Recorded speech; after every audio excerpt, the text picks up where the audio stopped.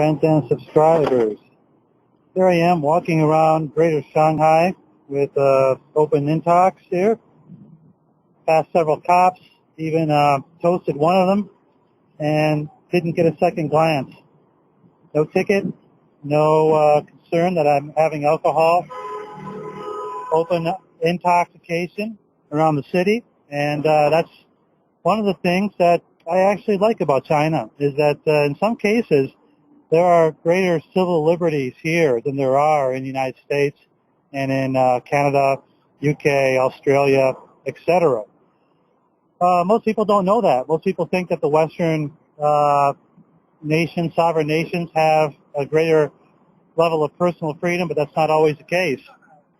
And I'm going to try and do some more videos on personal freedoms and civil liberties, and maybe surprise a bunch of you on how much you can do, how much you can get away with in China and some other countries in Asia that you would never expect, like walking around and enjoying an alcoholic beverage just because you want to, and just because you have that right as an adult to be responsible for your alcohol intake, as long as you're not infringing on the rights of others, and as long as you're not throwing the rubbish, the bottle, in the street. You're disposing of it properly.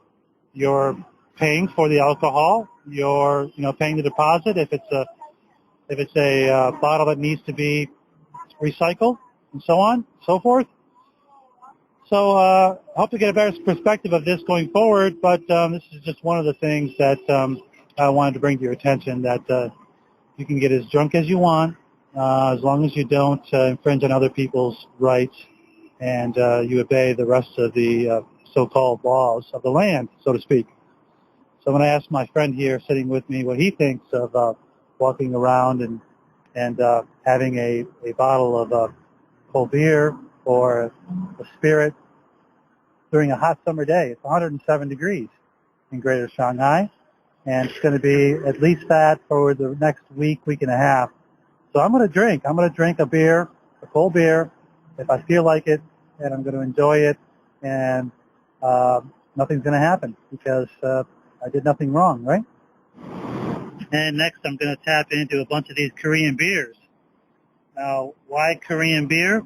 Well, basically because it's the only beer that's an export into China that is A, affordable, and B, has high quality. Because it's brewed in Korea for the U.S. market and abroad, it has actually good integrity.